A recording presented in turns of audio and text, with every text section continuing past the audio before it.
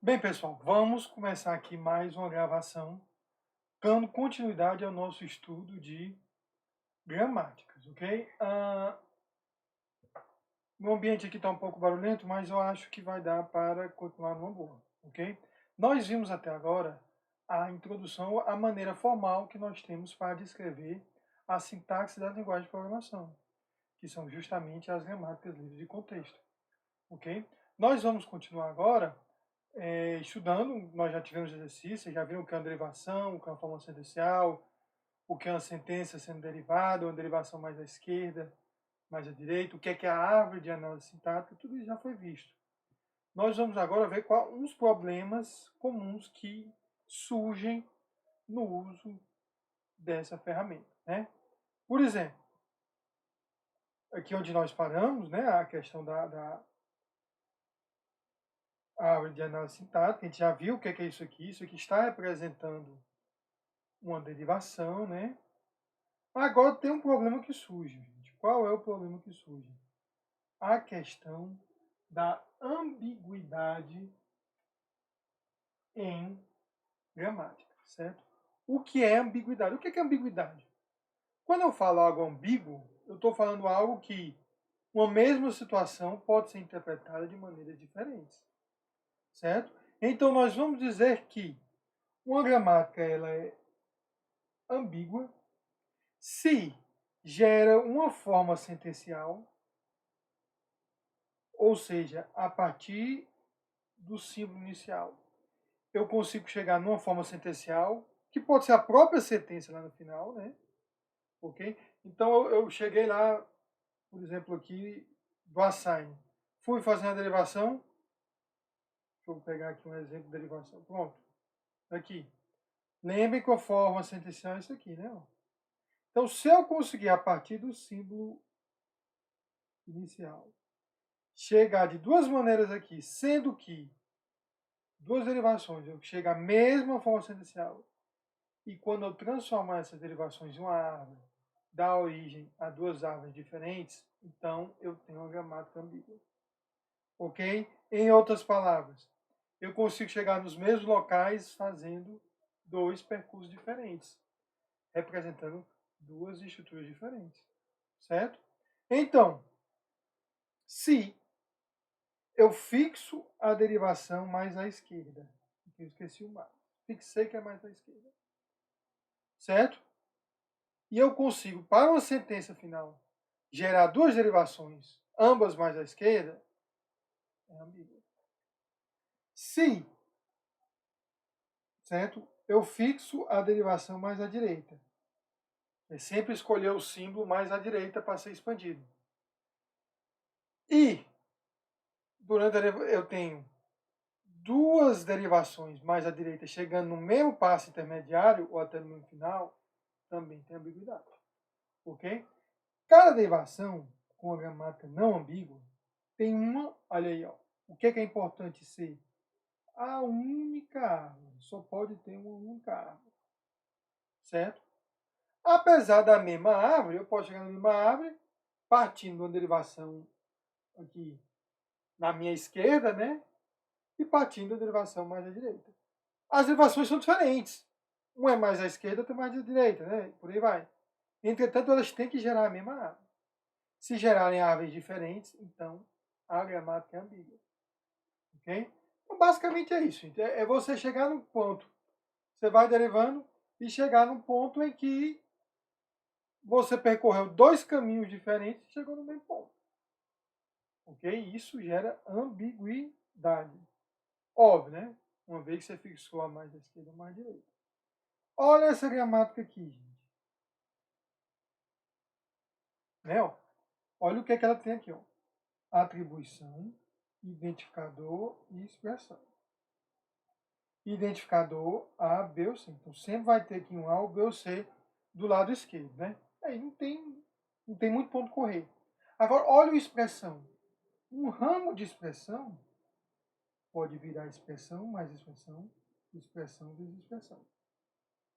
Então, dado o momento, seja que eu esteja fazendo mais à esquerda ou mais à direita, eu posso optar por essas duas maneiras, que são praticamente idênticas, só mudam o símbolo, né?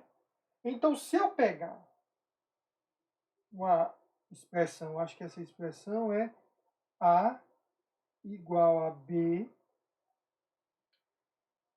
mais C vezes A, certo? Se eu peguei essa expressão, eu consigo, mesmo escolhendo...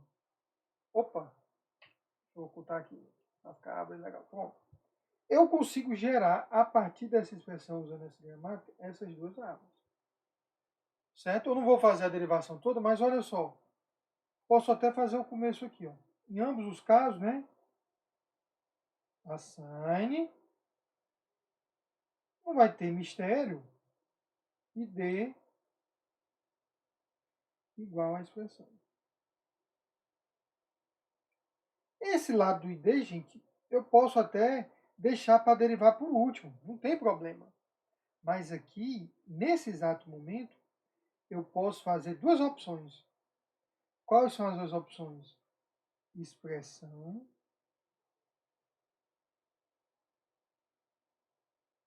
mais expressão, que é esse caminho aqui, ó, que o mais apareceu primeiro, e outra opção, que seria expressão vezes expressão, que seria a opção aqui, aí depois essa expressão viraria o mais, né? E aqui, mesmo que eu pegue mais à esquerda, aqui virava o ID, e depois o B. Isso aqui viraria outra expressão. Então, eu tenho duas árvores, certo? Para a mesma forma sentencial. Certo? Eu chego... Não, na verdade, seria mais adiante, né? Seria no final, quando eu tivesse a sentença, que é uma forma sentencial, eu teria duas árvores. E, professor, qual é o problema de eu ter duas árvores? Gente, é o seguinte. Quando você tem a árvore aqui, digamos que o compilador ele vai gerar o código do cálculo dessa expressão a partir dessa árvore, certo? Ele pode fazer a adição primeiro, no caso aqui do que eu acabei de marcar, mais à esquerda, ele não pode fazer a adição primeiro. Por quê? Ele pode até ter o B, mas o outro lado depende da multiplicação. Então, se a opção for essa, eu primeiro faço a multiplicação para depois fazer a adição. Ok?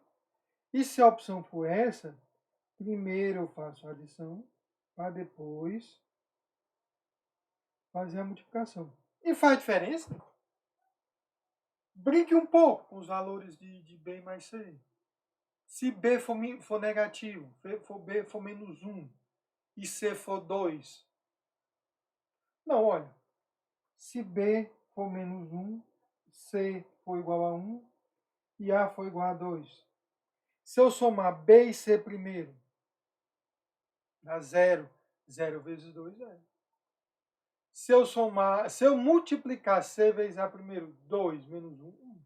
Então, a ordem que eu executo isso ou isso, vão ter valores diferentes. E ter valores diferentes é ter semântica diferente, ter significado diferente. E com isso, você tem o lado negativo da gramática ambígua, que é você ter dois significados dado a mesma sentença.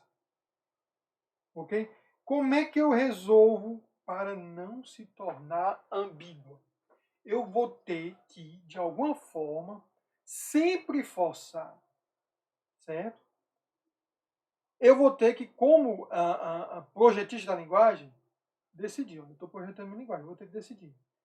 Quem tem precedência maior? A multiplicação ou a adição? Eu vou ter que escolher que, dado A mais B vezes C, por exemplo, se eu primeiro faço A mais B, ou se eu primeiro faço B vezes C. Eu tenho que escolher, pois eu sou projetista da linguagem. Uma vez que eu escolhi, eu vou fazer de tudo para que a multiplicação fique mais baixo possível na árvore. E quanto mais baixa ela tiver, quanto mais baixa tiver, mais ela tem que ser feita primeiro. Fica bem. Né? Mas quanto mais baixa tiver, maior a precedência dela. Se você prestar atenção, né? Aqui, quando está mais embaixo, eu faço a multiplicação primeiro. E aqui eu faço a adição primeiro. Eu tenho que dar um jeito que a multiplicação esteja sempre mais abaixo do que a adição. Como é que eu faço isso? Olha só, nós vamos fazer o seguinte. Se usarmos a aula de análise sintática para indicar níveis de precedência nos operadores, nós podemos eliminar. Então, de olho aqui, nessa gramática, o expressão vira expressão mais expressão ou expressão vezes expressão.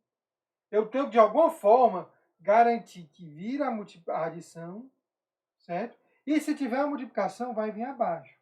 Se é para vir abaixo, tem que vir ou dessa expressão ou dessa expressão. Mas como aqui a expressão está dos dois lados, nada me força. Eu não estou conseguindo forçar. Aí o que é que eu faço? Isso aqui, ó.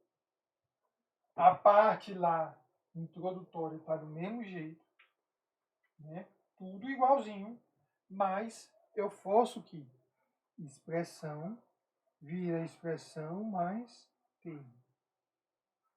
Ou simplesmente termo. Este termo, gente, é que vai fazer surgir a multiplicação. Porque aí, termo vai virar termo vezes fator ou simplesmente fator. Essa outra parte aqui, ela existe para caso eu tenha que ter uma expressão que seja apenas multiplicação, que não tem nenhuma adição. Mas se surgiu a multiplicação, ela tem que vir do elemento termo. E esse elemento termo está abaixo do elemento expressão. A não ser que essa expressão venha de um fator que força que tenha parênteses. Ok? Aí, por estar entre parênteses, certo? Eu tenho que executar primeiro do que a multiplicação. Certo? Então, do que a adição. Aquela árvore que ficava desse jeito aqui, podia ficar desse jeito, parece expressão, né? A igual a B mais C vezes A. Ela agora, eu tenho a sign, né? E D e expressão. Eu não posso ter expressão mais expressão ou expressão vezes expressão. Eu tenho que ter obrigatoriamente expressão mais termo. Porque o mais surge na sentença. Então, para ele surgir, eu só tenho esse caminho aqui, ó. Eu não posso botar o termo direto, porque eu não vou fazer surgir o A. Surgiu o mais, né? Surgiu o mais. Aí fica tranquilo. Porque termo vira termo vezes fator e todo mundo se transforma numa variável. Aqui não há como a multiplicação ficar acima da adição, a não ser que ela esteja entre parênteses. No caso, a adição estaria entre parênteses, ela ficaria mais para baixo. Ok? Então, eu faço, para vocês terem uma noção, façam isso.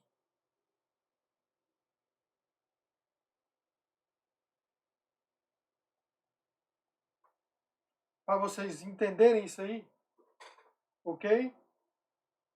Criem a derivação que vocês já viram como é que é, já praticaram a derivação e criaram.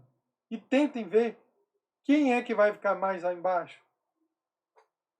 É o mais ou multiplicação? Vocês vão ver que o mais vai ficar mais abaixo. Por quê? Isso daqui vai ter que vir de uma expressão, que vai ter que vir de um fator, né? Que esse fator vai ter que vir de um termo, né? E esse termo aqui, né, ó, isso aqui vai vir de um fator, na verdade, do ID, de um fator, e você vai construindo até o começo.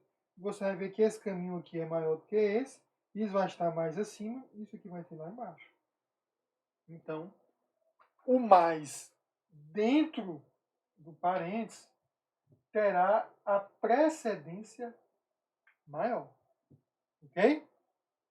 Tranquilo? Isso daí para ver, né, gente? Não tem muito mistério. Adiante. Outra característica,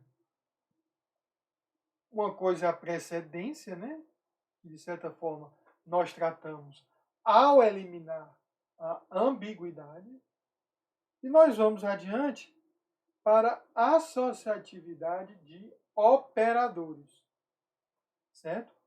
Eu também posso indicar pela gramática. O que é uma associatividade de operadores? Olha, eu já mostrei que quando for igual a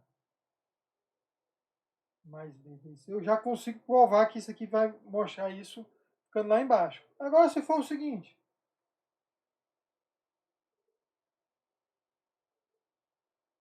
certo? Isso aqui. Todos os operadores são iguais. Eu vou fazer primeiro a soma A mais B, ou eu vou fazer primeiro a soma B mais C? Professor, faz diferença? Em 99% dos casos, não faz diferença. Quando é que faz diferença? Eu vou somar 11 números. Tudo bem? 11 números. Certo? Um desses números, um deles, é 10 elevado a 7, que está no limite do que eu consigo representar dentro da variável lá que eu escolhi. 10 deles são exatamente igual a 1. Ok? Então, minha soma vai ser algo assim. 2, 3, 4, 5, 6, 7, 8, 9, 10. Nem sei se eu fiz direito. 1, 2, 3, 4, 5, 6, 7, 8, 9, 10. Esta vai ser minha soma. Se eu fizer daqui para cá, 10 elevado a 7 já é um número muito grande. Certo? 10 elevado a 7 mais 1, ok? Isso vai ficar algo no estilo como é que eu posso dizer? Se eu fosse representar isso, bem, eu não vou representar, gente, porque dá muito zero. Mas vai ficar muito pouquinho em relação ao maior. E alguns computadores mais limitados vão pegar o seguinte, rapaz, isso aqui, fica isso aqui. Porque é muito pouco. Certo? Só que isso aqui mais isso aqui também vai ficar isso aqui. Então, se eu for somando da esquerda para a direita, como cada um é muito pequenininho em relação ao valor maior, no final vai ter ser como se não tivesse somado nada. Entretanto, gente, se eu fizer isso daqui, somando nesse sentido primeiro, 1 mais 1, 2, blá, blá, blá, aqui vai se tornar um 10. E aí esse 10 mais esse 10 a 7 já não é tão relevante. Então já vai dar para você adicionar. Já é importante que o computador dê um jeito de adicionar e arredondar um pouco mais para cima. Ok? Então, é importante saber se a associatividade é da esquerda para a direita, da direita para a esquerda, ou se tanto faz. Certo? Outro exemplo que o livro dá. Tem linguagem que permite isso. Exponenciação. 2 elevado a 2. Agora isso aqui. 2 elevado a 2 elevado a 2. Significa 2 elevado a 2, 4 e 2 elevado a 4. Ou 2 elevado a 2, 2, 4 elevado a 2. Aqui eu tenho 2, não faz tanta diferença. Mas se fosse número diferente. Então, Tem operadores como mais que é natural você pensar nesse sentido vermelho aqui. Tem autooperadores como a exponenciação que é natural você pensar nesse sentido. Certo? Como é que eu faço para tratar isso? Quando eu fiz essa gramática, se surgem dois mais, nesse caso aqui, é porque esse outro expressão aqui foi expandido. Certo? E aqui no caso o exemplo é A igual a B mais C mais A. Então, esse primeiro expressão foi expandido, como mais aqui, esse segundo foi aqui. Então, de fato, para calcular esse, eu tenho que calcular antes esse. Então, eu calculo primeiro B mais C, para depois calcular C mais A. Então, eu consigo também, agora se fosse exponenciação, eu teria que ter, no caso, eu teria que ter mais um além do termo e do fator, porque a exponenciação teria uma precedência ainda maior. E essa exponenciação, a regra, aqui você vê, opa, meio demais, que expressão, isso aqui expressão logo do lado, né? Eu teria que inverter, teria que trazer o termo para cá e botar a expressão aqui, para ela afundar desse lado e fazendo, quando ela fosse crescendo aqui desse lado, e fazendo primeiro desse sentido para depois chegar no topo. Certo? Então, isso daí é a questão de associatividade de operadores. Tudo tem a ver com o significado, como é feita a soma, tudo, e eu ainda consigo representar na sintaxe. Ok? Agora, esse é um problema bem simples, né? Onde é que a ambiguidade pode ter problemas maiores? Certo? Vamos resolver uma questão de uma gramática não ambígua, certo? Para o if then else, certo? Olha só, o if then else, considere esta BNF básica. Isso, o if, as palavras reservadas if, then else, são terminais, são tokens,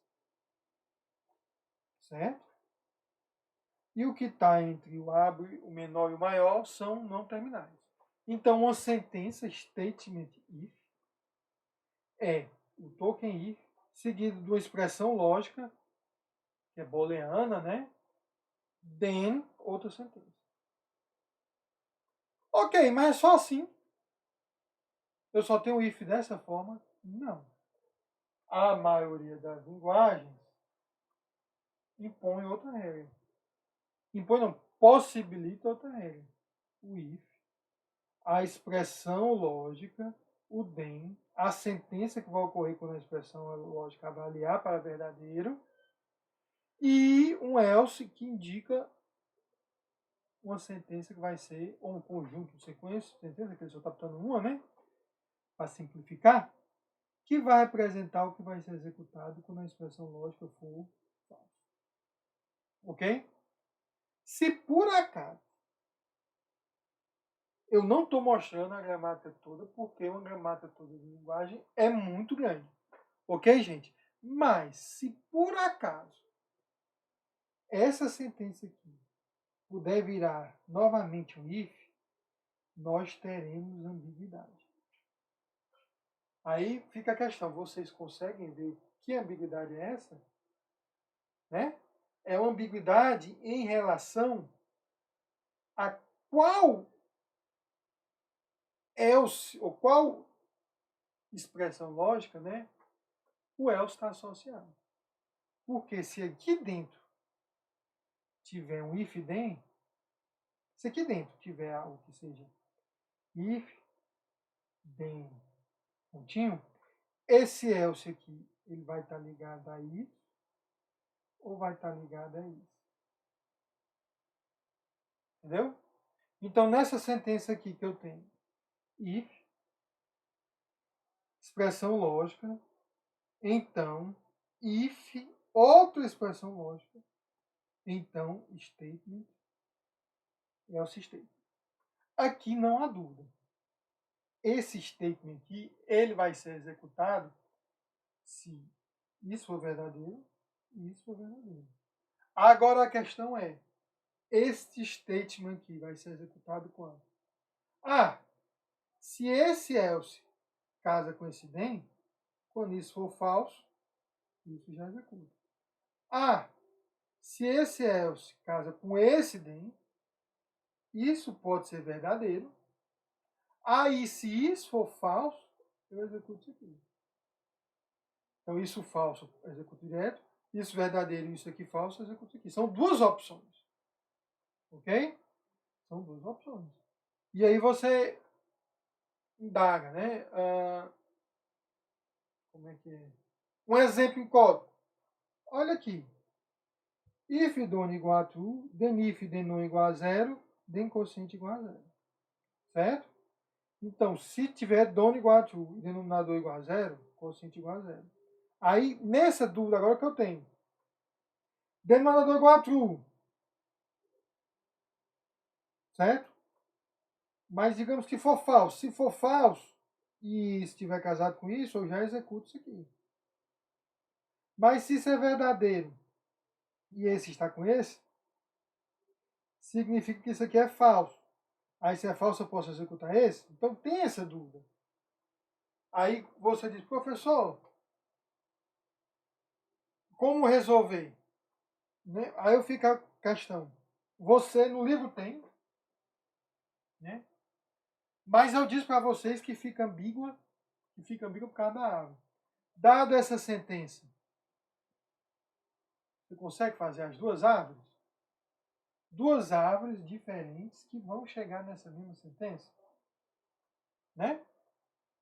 Você vendo isso aí vai ver que uma decisão é que quando você começar if statement, né? Você vai fazer if, lógica, expressão, isso aqui não muda, né? Then statement. A esse then statement, você vai poder escolher ou gerar isso aqui de cima, para depois, no último statement, gerar o else, ou já gerar isso aqui, e no último statement não colocar nada. Aqui colocar um if sem dentro. Ok? Então é essa questão. Quando eu for derivar isso aqui, como eu posso escolher um ou outro, dá para chegar no mesmo canto. Poxa, não se vê. No livro lá na página 151. Agora, eu sugiro até que vocês façam manualmente. Tentem fazer manualmente essas duas árvores, para vocês sentirem aí a necessidade de entender a questão de ambiguidade. Né? Como é que eu resolvo? A resolução, na prática, o que o cara lá do compilador faz? Lá no começo, ele vai, quando for fazer a árvore, ele força uma situação. Ele força o seguinte, rapaz, todo else casa com o if mais próximo. Então ele força, não está representado na sintaxe, que vai isso aqui casar com isso aqui. Certo? Ok? Então, essa questão da ambiguidade, gente, né, nós vamos resolver usando. Como é que se resolve? Você pode, como eu disse, forçar ou alterar a gramática. Certo? Então, você faria statement, aí você só poderia ter, no caso, casado ou não casado. Ok? Se for casado, aí eu forço que seja completo. Não há possibilidade de ter o then sem o else. Porque internamente só podem ter outros casados também. Certo? Ou então qualquer outra coisa que não seja um if. Então, o primeiro símbolo força que as sentenças sejam sentenças casadinhas, fechadinhas. Ok? No caso de ser não casado, omete, aí o que é que eu faço? Se if, expressão lógica, então statement, ok? Aí novamente, esse statement, se for um casado, vai ter que ser um else, que eu estou forçando que cause com then, né? Ok? Agora, se não, aqui, né? Um casado, se for não casado, tem que ocorrer no final. Para que não haja dúvida, para não fique lá o Elcio pendurado. Certo? Então aqui eu resolvo o problema justamente dessa forma, forçando que, se for ficar uma situação de dúvida, todas as ocorrências depois do Elcio já estejam devidamente casadas. Aí o que é que você pode fazer para verificar isso? Pega essa expressão aqui, certo? E deriva com isso aqui. Você vai ver que não vai. Enquanto aqui você tinha um momento de dúvida, fazer a primeira derivação de if virar isso ou isso, né? Aqui não há mais essa dúvida. Se você for por um dos caminhos, não vai dar certo. O outro vai dar certo e você vai conseguir fazer. Ok? Então, esta é a maneira. Aí como faz essa maneira? O cara foi lá, alterou a gramática, ele mesmo decidiu uma regra, que o else, quando presente, sempre causa com o D mais próximo, definiu, alterou a gramática ou fez lá a alteração lá no compilador para que isso, como é que diz? Ficasse lá codificado quando ele fosse avaliar, ok? Então, com isso, gente, nós vimos o base da BNF. Nós vimos como representar, o que são os símbolos terminais e não terminais, derivações, árvores, ambiguidade, precedência e associatividade de operadores. Isso é o básico da BNF, ok? Com isso você consegue representar as estruturas mais simples. Com o tempo, a BNF foi lá criada com o comitê do Algol, blá blá blá, né? Surgiram algumas extensões que visavam simplificar a BNF. Por exemplo, a BNF estendida, que no inglês fica Extended BNF. Ok? Então, algumas coisas muda, consegue representar mais linguagens? Não. É o mesmo grau de representatividade. Foi só uma mudança na notação para ficar mais claro. Por exemplo, considera um trecho aqui dessa gramática, que está dizendo que a chamada de função, né, procedure call, é o nome da função e uma lista de parâmetros. Né? O que é que ele faz aqui? Ele coloca colchetes para dizer que essa lista de parâmetros ela é opcional. Ok? Porque eu posso chamar uma função sem parâmetros. Né? Partes alternativas do lado direito são colocadas entre parênteses, separadas com barra vertical. Então, termo vai poder ser termo mais ou menos constante. Como é que eu falei na BNF? Termo, operador constante. Operador mais, operador menos. Então, para simplificar, coloquei em parênteses separado por barra. Repetições, né? 0 ou mais, são colocadas entre chaves. Então, quando eu tenho uma expressão regular que diz identificador é letra seguida de letra ou dígito, pode ser uma única letra A, pode ser A1, 2, 3, ABC 14. Por quê? Eu tenho repetição de letras ou dígitos. Certo? Isso dava para fazer com BNF. Identificador igual a letra seguida de elemento. O elemento é letra, dígito, seguido de outro elemento, até o elemento ser vazio, que a gente não colocou aqui, que tem a possibilidade de um não terminal derivar o vazio, né? Enfim, o epsilon. Mas são extensões que só tornam mais fácil escrever algumas coisas na BNF. Certo? Aí um exemplo, aquela nossa gramática sem ambiguidade e com precedência da multiplicação sobre a adição, né? Tudo aquilo ali que a gente mostrou, uma gramáticazinha de expressões, né? Veja que isso aqui está mais acima, né? Então, tem a precedência da soma e adição, ou da adição e subtração é menor do que da multiplicação e é menor do que a exponenciação, então aqui já é uma gramática um pouco mais completa. Eu posso fazer em BNF assim, ou eu posso fazer em EBNF assim, ó. Expressão vai ser termo mais ou menos termo. Então pode ser termo, mais termo, menos termo, mais termo, menos termo, mais termo, mais termo, mais termo. Isso daqui eu condensei desses outros. Ok? Deixa eu tirar aqui porque está um pouco. Né? A mesma coisa eu faço com o termo. O termo, certo? Ele vai ser fator, multiplicação ou divisão fator.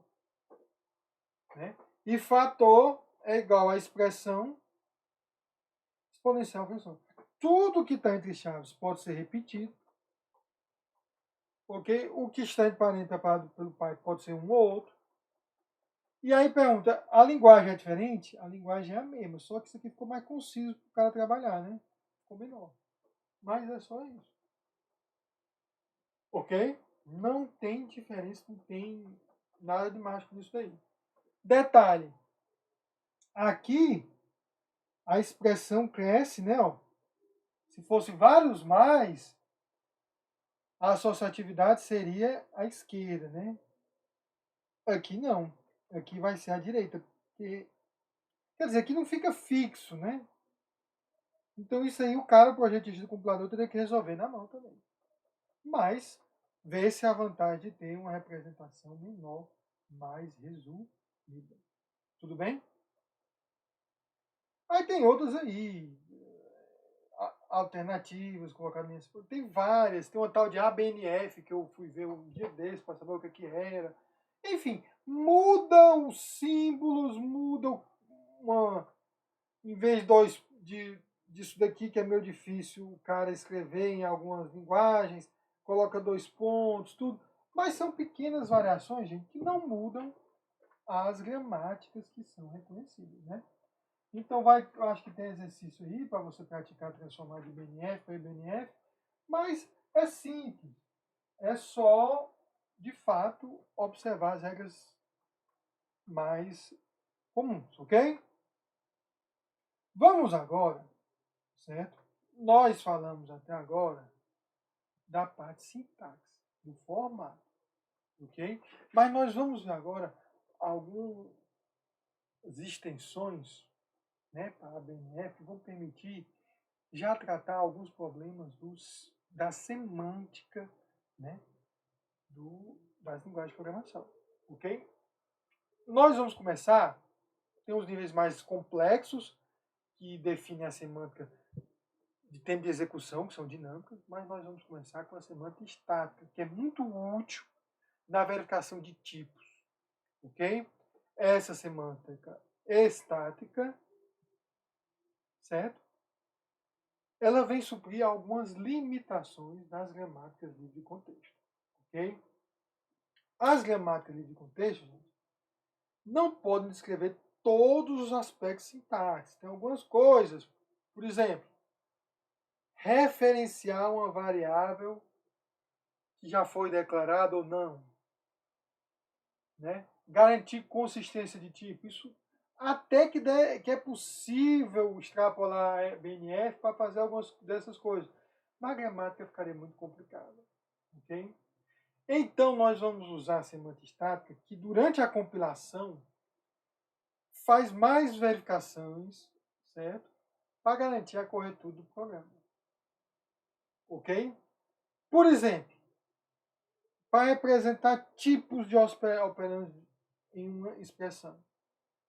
O que é o tipo de um operando? É o tipo de uma variável. Eu posso somar vamos ver aqui, um inteiro com ponto flutuante?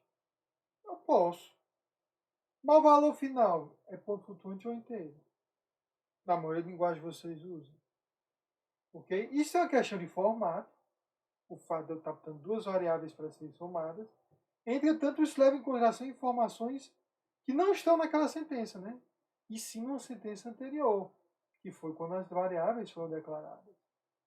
Então, como é que eu faço para pegar a informação de uma sentença e usar na derivação de outra sentença? Dá para usar BNF pura? Dá. Mas aí a gramática ficaria muito grande.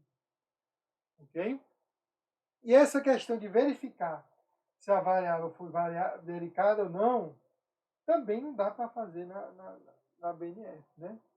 Porque eu estou compartilhando informação de uma etapa da derivação em outra etapa, né?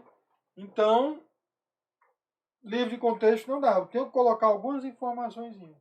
Então, quando você está lá no programinha em C ou em Python, você quer compartilhar informações entre várias partes do teu programa, a maneira mais direta e bruta é colocar uma variável global, não é?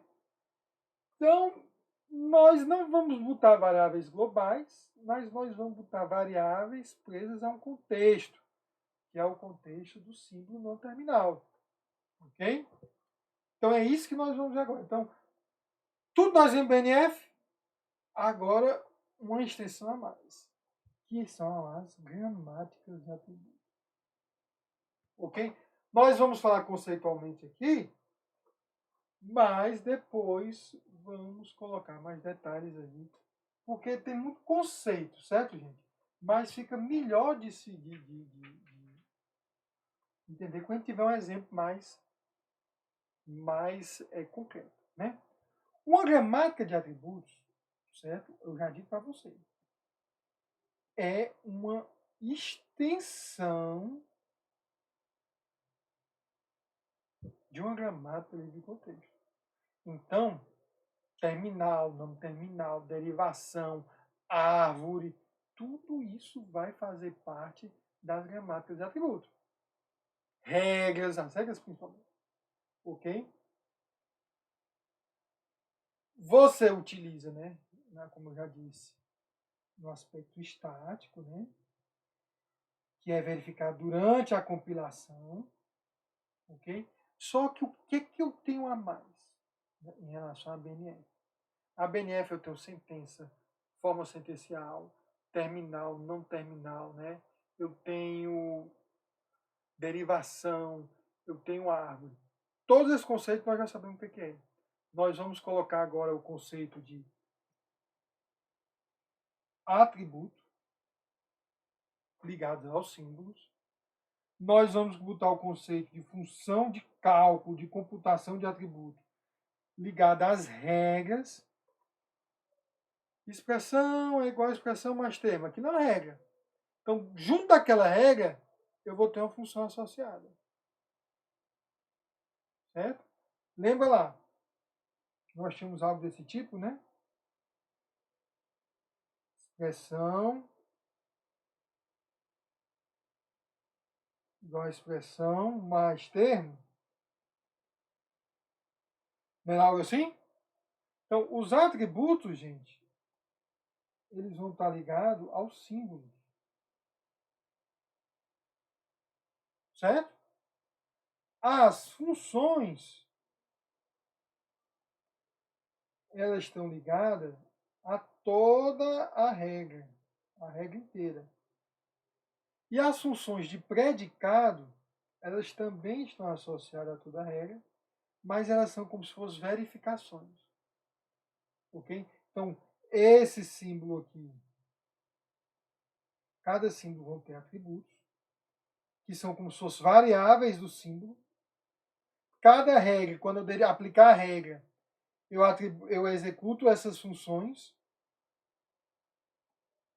de computação. E ao final eu verifico se as funções de predicado estão valendo. Se estão valendo é que eu posso prosseguir. Esta é a dinâmica da gramática de atributos. Muito abstrato ainda, professor. Muito abstrato. Vamos, daqui a pouco a gente vê um exemplo aqui. Olha só.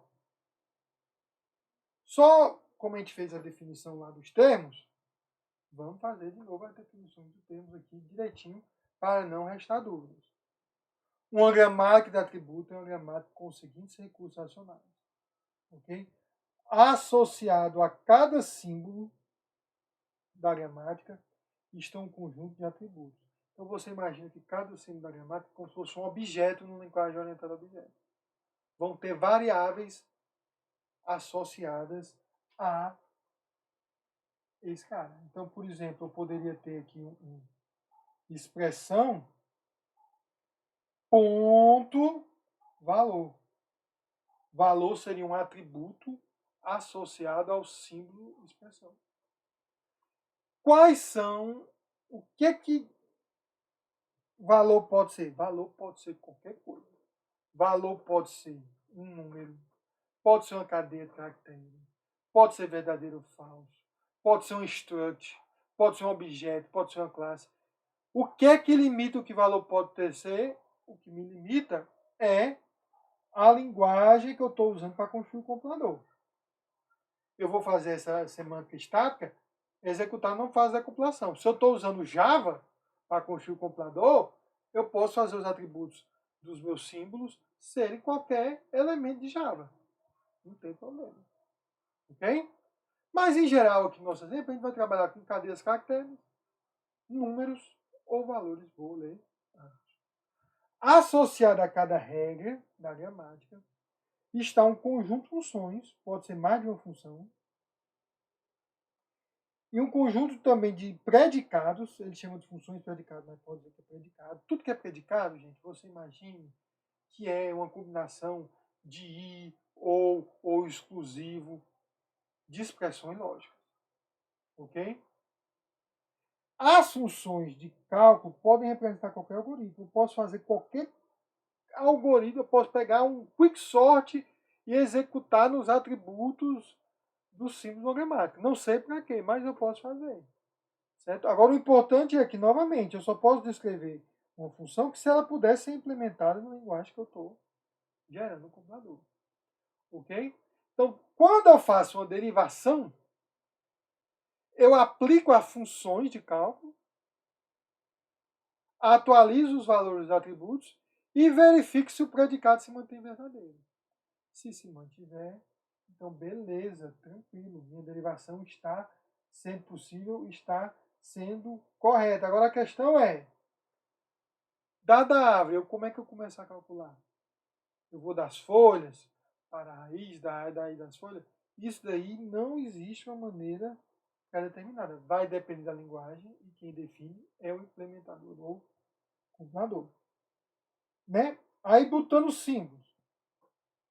Seja x0 igual a x1 até xn uma regra. Por exemplo, expressão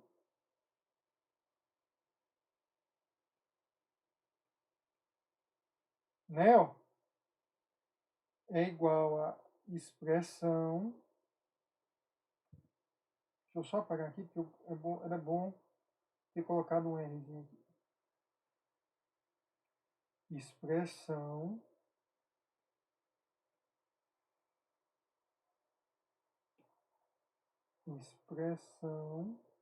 mais T. Como tem expressão duas vezes, é comum fazer isso. Então, um pontozinho aqui. Dizer a primeira expressão, certo? Comparando com isso aqui, certo? É como se eu estivesse dizendo isso aqui, ó. Isso aqui é x0, isso aqui é x1, o mais é o x2, isso aqui é x3. Ok? Comparando, né? Então, funções semânticas da forma S de x0, qualquer função que você fizesse.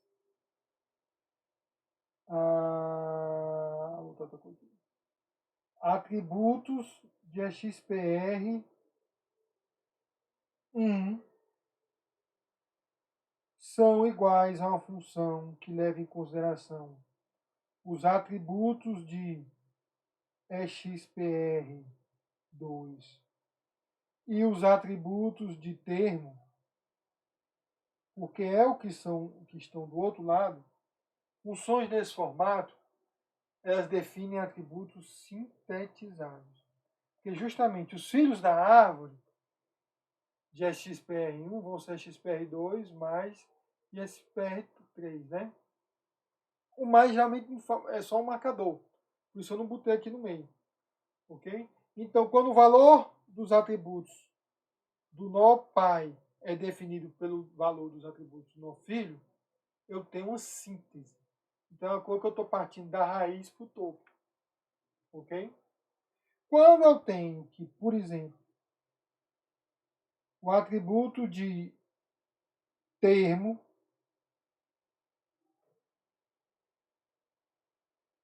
é definido por uma função que leva em consideração os atributos de EXPR1 e os atributos de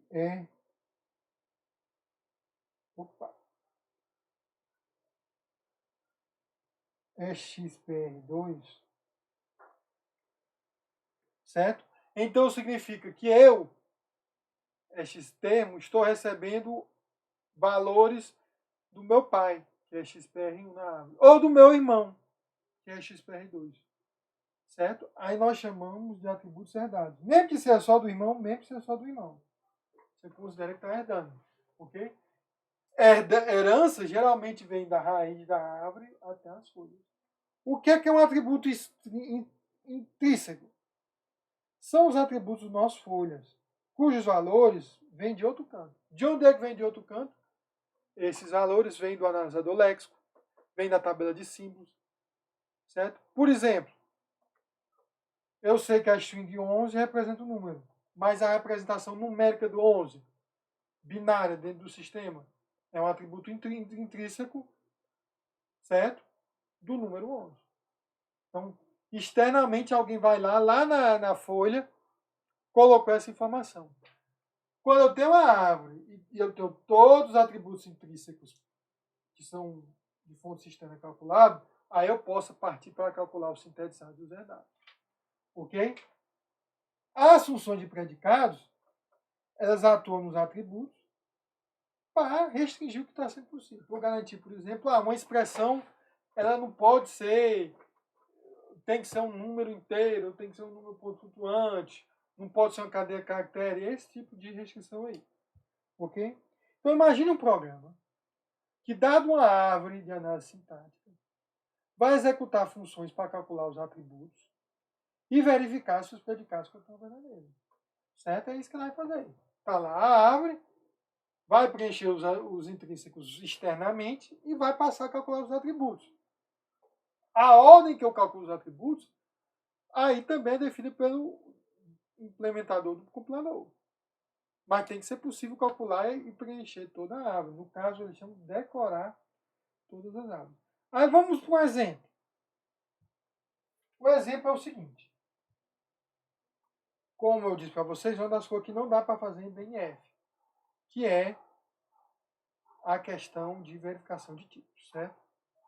Olha só, eu tenho essa gramática aí. Essa gramática é uma atribuição em que uma variável recebe o valor de uma expressão. Ok? O que é que nós vamos fazer? O que é que nós queremos representar? Eu quero representar o seguinte. Toda vez que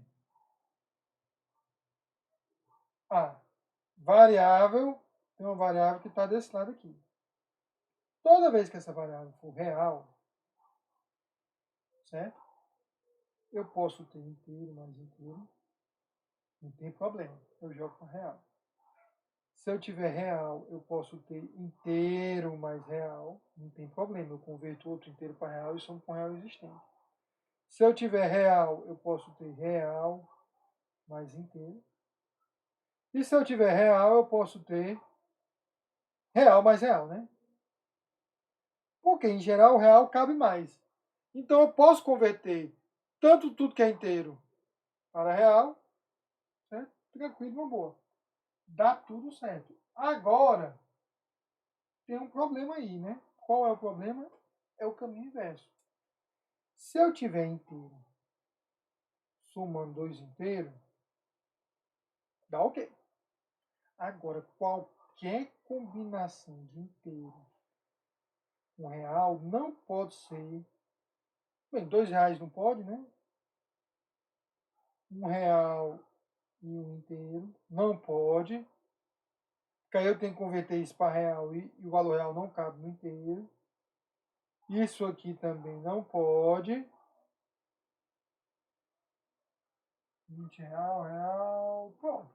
Basicamente isso. Ah, e só para ficar mais correto, nós também vamos proibir isso aqui, ó. Vamos botar aqui real igual int mais int, também não pode. Certo? Então, o que é que pode? Tudo que for real, que de um lado direito já tiver alguma coisa de real, eu posso fazer isso, ok? Mas se tiver real, mas alguma coisa que seja só inteira eu não posso, que é esse primeiro caso aqui. Né? E inteiro só pode ser se for inteiro, inteiro, né? Qualquer coisa tiver real. Então, eu vou ter que comparar, nessa situação aqui, o tipo da variável e o tipo da expressão. Essas regras aqui, isso aqui são artificiais. O cara definiu para a linguagem dele. Ele poderia ter feito diferente. Ele podia ter aceito que inteiro pudesse caber no real. Poderia. Ok? Mas aqui no livro ele escolheu isso aí para poder representar. Então eu vou ter que botar um atributo em variável que diga qual é o tipo da variável. E eu vou ter que ter um atributo em expressão que diga qual é o tipo da expressão. Ah! E como é que eu sei qual é o tipo de A, o tipo de B, o tipo de C? Aí serão atributos intrínsecos, ok?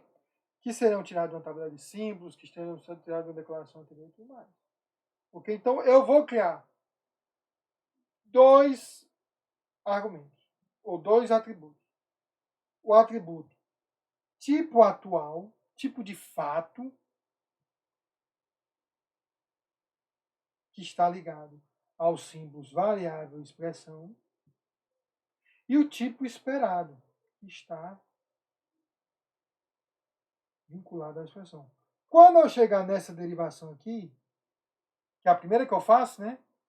Eu vou dizer que o tipo da variável atual, eu vou dizer que o tipo esperado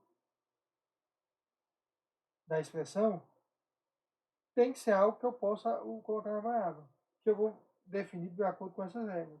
Então, eu vou botar uma funçãozinha para representar essas regras, fazer o cálculo e preencher os valores corretos. Né? Então, o tipo de uma variável A, B ou C é intrínseco, dado por uma tabela externa preenchida na declaração da variável. Tudo bem? Vamos lá. Aqui está a minha gramática de atributos. Vamos passo a passo. Certo? Deixa eu só tirar aqui. Olha o que é que eu estou dizendo. Vamos lá. Primeira coisa, assign variável igual a expressão. Ao que é que eu coloco? O tipo esperado da expressão tem que ser igual ao tipo atual da variável. Ok? É isso que eu estou dizendo. Então, quando eu passo essa etapa da derivação, ok? Eu aplico uma funçãozinha que pega o tipo atual, de fato, da variável e coloco no atributo o tipo esperado da expressão. Ok? Isso é para a primeira regra. A segunda regra, que é essa aqui, ó, expressão variável mais variável ou expressão igual a variável. Certo? Expressão é variável, aí eu boto um índice, porque são dois símbolos com o mesmo nome, né? Aí o que é que eu faço?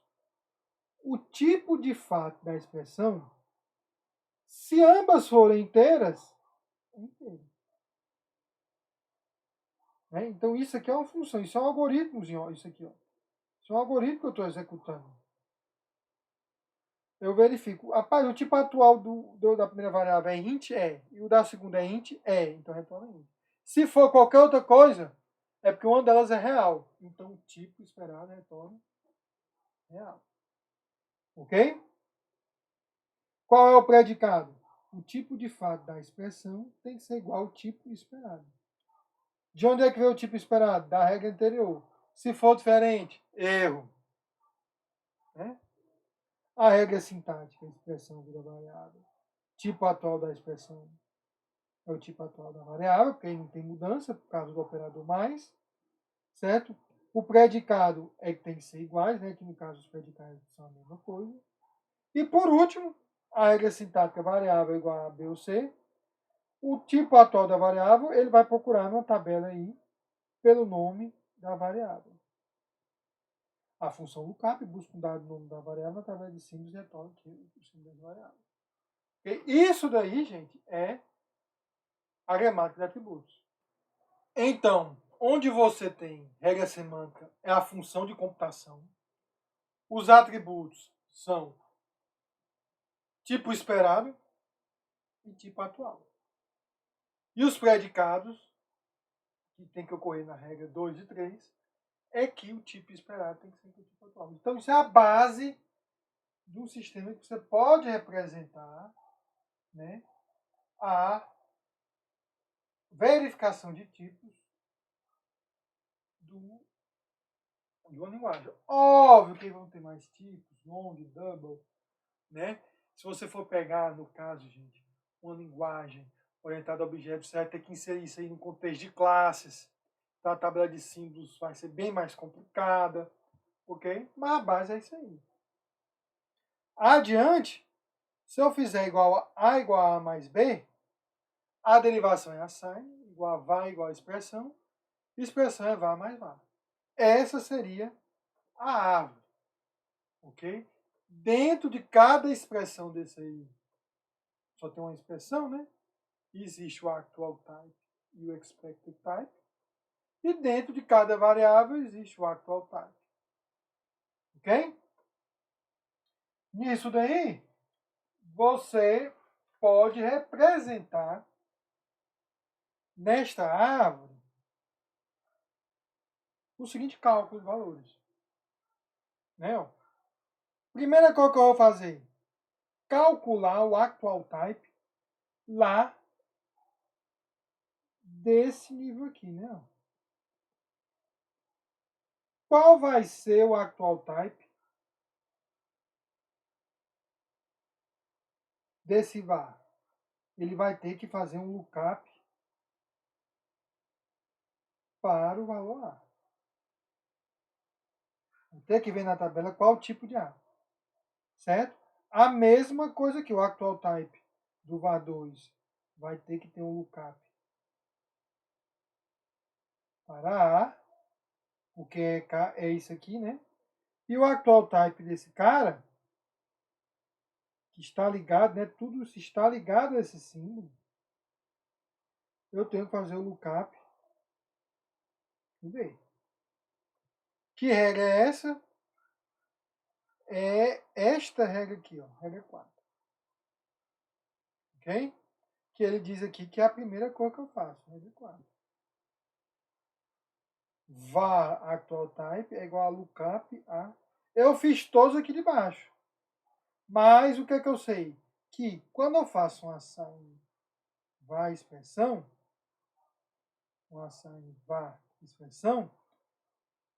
o valor esperado da expressão passa a ser o actual type variável.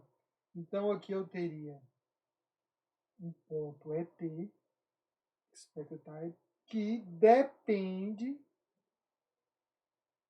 desse cara. A dependência, né? Ok? Não sei se é a regra 1, expected type ET depende do var actual type. Depois ele preenche os outros dois, né? Ó. Preencheu esse e esse. Ok?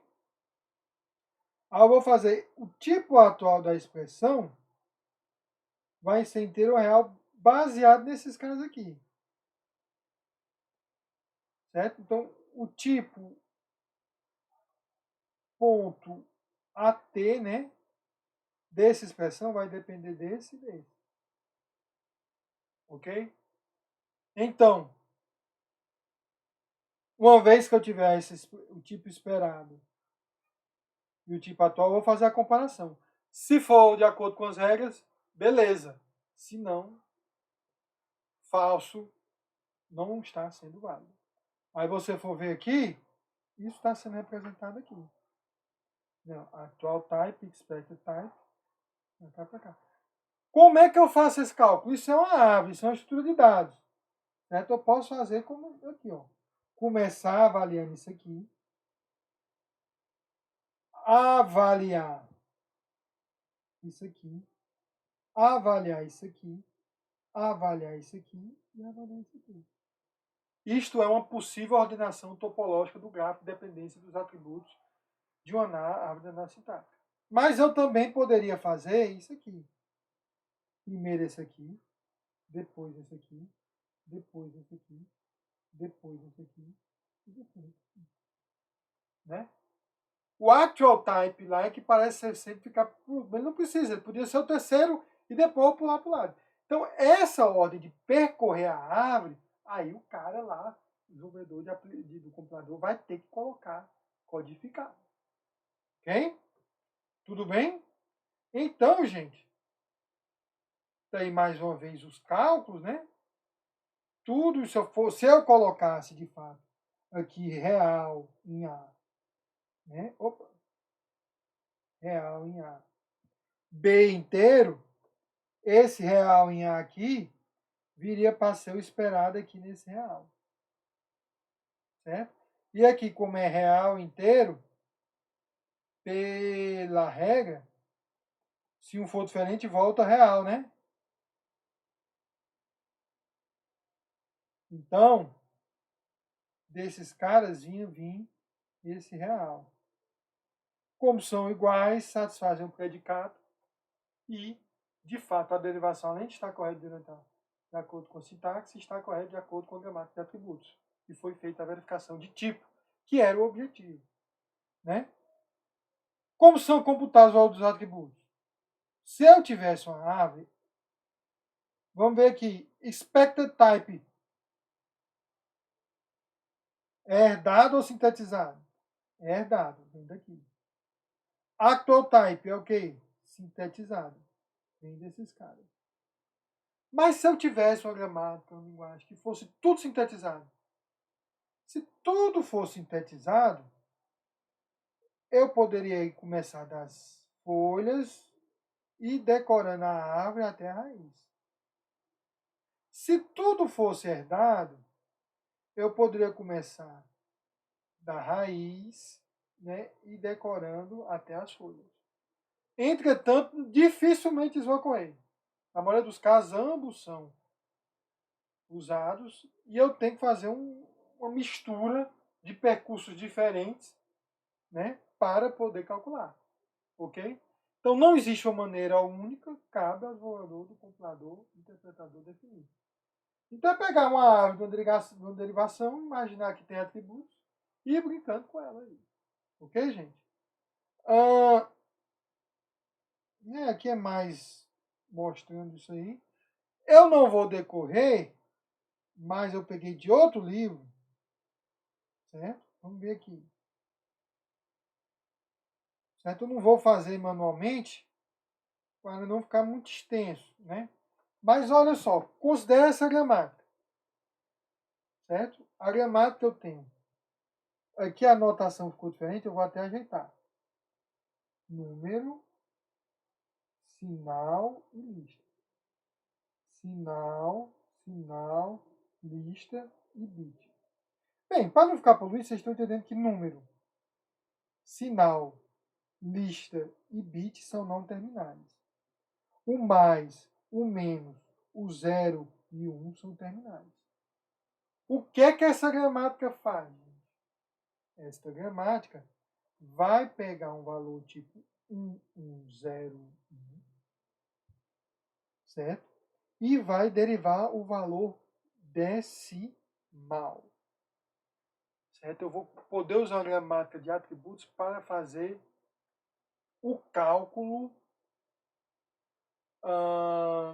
do valor decimal para um número binário. Ok? Então, eu teria aqui as regras.